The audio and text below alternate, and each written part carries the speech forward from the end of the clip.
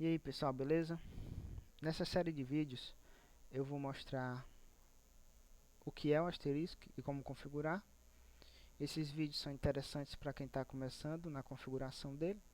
O meu nome é Vicente e meu e-mail é esse aqui para algum contato.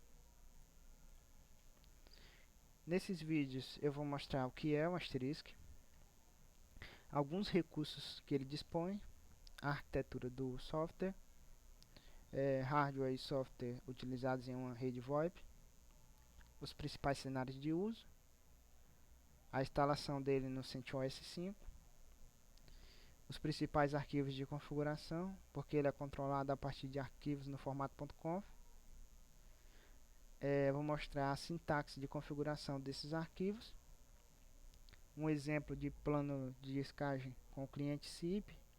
Vou mostrar como configurar um correio de voz, salas de conferência e filas, estacionamento, transferência de chamadas, captura e gravação, um plano de descagem com o cliente IAX e como interligar dois servidores Asterisk com o IAX em modo trunk. O que é o Asterisk?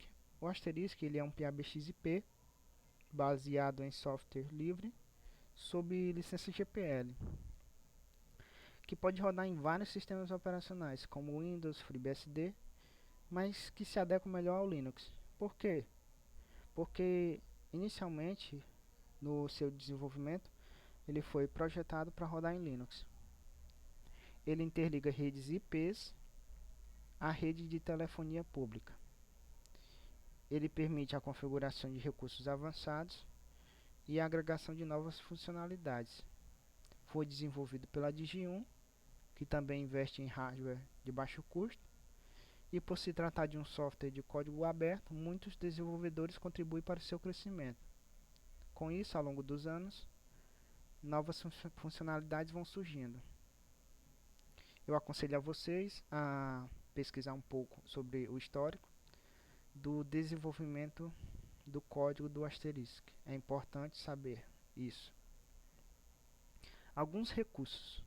O Asterisk ele me dá a possibilidade da criação de salas de conferência, no qual vários usuários podem estar conversando em uma sala ao mesmo tempo, gravação de chamadas, transferência de ligações, estacionamento de chamadas, que aqui é o seguinte: eu posso estacionar uma chamada e em outro setor, me deslocar para outro setor e de lá continuar a chamada. Filas de atendimento, que aqui são utilizadas mais em call center, como por exemplo, quando eu ligo para uma empresa e todos os atendentes estão ocupados, a minha chamada ela pode ir para uma fila. E quando um dos atendentes estiver desocupado, essa minha chamada vai ser distribuída para os atendentes de acordo com uma estratégia de distribuição de chamadas. Vocês verão mais para frente como é que é feito isso na configuração de filas. Ele também me dá a possibilidade de correio de voz, que aqui é o seguinte: quando eu ligo para um ramal e ele está indisponível ou ocupado, o asterisco ele pede para me deixar uma nova mensagem na caixa de correio do ramal, e esse usuário ele pode mais tarde escutar a minha mensagem, e essa mensagem ela também pode ser enviada para o e-mail dele. Ele me dá a possibilidade da configuração de URA, que são aqueles menus de voz. Ele possui um plano de descagem flexível e também música em espera. Também posso ter um monitoramento de chamadas através de uma interface web. Também posso criar essas interfaces através de Java e PHP. E uso de banco de dados, como MySQL e Postgre. Eu posso criar tabelas que substituam os arquivos de configuração dele, como o extensions.conf, o cip.conf e o iax.conf, e ele vai reconhecer essas tabelas como se fossem os arquivos dele. Com isso eu posso criar uma interface web para cadastramento de plano de descagem, conta SIP e IAX, e ele vai reconhecer imediatamente quando eu fazer a gravação ou alteração e assim por diante. Ele me dá a possibilidade de geração de bilhetagem e aqui é a arquitetura do software. O Asterisk ele é formado por 4 APIs: a API de canais, a API de tradução de codecs, a API de aplicações e a API de formato de arquivo do Asterisk. Um canal ele é equivalente a uma linha telefônica na forma de circuito de voz digital.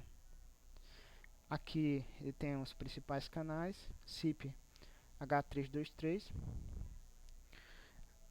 Na API de tradução de codecs eu tenho todos os codecs, como GSM, ALAW, ADPCM, MP3, G723 e assim por diante. O papel do codec é codificar as chamadas de forma que use menos banda passante.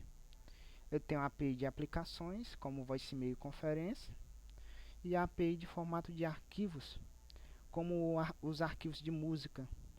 Eu tenho aqui o GSM, Wave, G723, MP3, utilizados em URA, voice e-mail. Aqui dentro da arquitetura eu tenho o tradutor de codecs, o lançador de aplicações, o núcleo de comutação PABX, o agendador e gerente de I/O e o carregador de módulos dinâmicos. Eu aconselho a vocês a estudar um pouco mais sobre essa arquitetura. É bastante importante entendê-la antes de começar a configurar o Asterisk. Os canais. Canais, eles são equivalentes a uma linha telefônica, que podem ser analógicas, digitais e virtuais, e são modulados por codecs. Eles são encapsulados por um protocolo sinalizador, como o SIP e o IAX, e eles são responsáveis por estabelecer as conexões, campainha e desconexão. Enfim, todo o processo de estabelecimento de uma chamada. Os codecs, eles fazem a compressão da voz. Aqui eu listei os principais. Utilizado no Brasil é o G711 ALAW. Ele tem uma velocidade de 64 kbps de compressão. E o GSM para telefonia celular. Os protocolos. Bom, o Asterisk ele representa cada protocolo como um arquivo de configuração. Então eu tenho o h323.conf, o iax.conf, o sip.conf, o skin.conf e o chandad.conf lá. E o H323 ele é um antigo protocolo para VoIP. Ele não é muito usado mais atualmente. Eu tenho o IAX, que é um protocolo utilizado para interligar redes, ou quer dizer, servidores Asterisk. Eu tenho o SIP, que é um protocolo de inicialização de sessão, e o Skin, que é para telefones IP da Cisco. O ZAP ele está em desuso, está sendo substituído pelo DAD para hardware da Digi1, como as placas. Os principais componentes de uma rede VoIP são o adaptador, que ele faz a conversão analógico digital.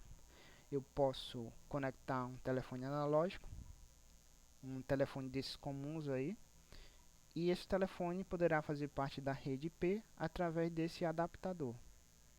Eu tenho um softphone X-Lite, que ele é um softphone que funciona sob o protocolo SIP, que pode ser instalado aí no Windows. E tem o telefone IP, que é um telefone preparado para funcionar na rede IP. Ele é um telefone digital, ele não precisa de um adaptador. Com isso ele é mais caro. Eu tenho uma placa de telefone IP utilizada para interligar a rede IP à rede de telefonia pública, com 4 portas. Aqui é só um exemplo.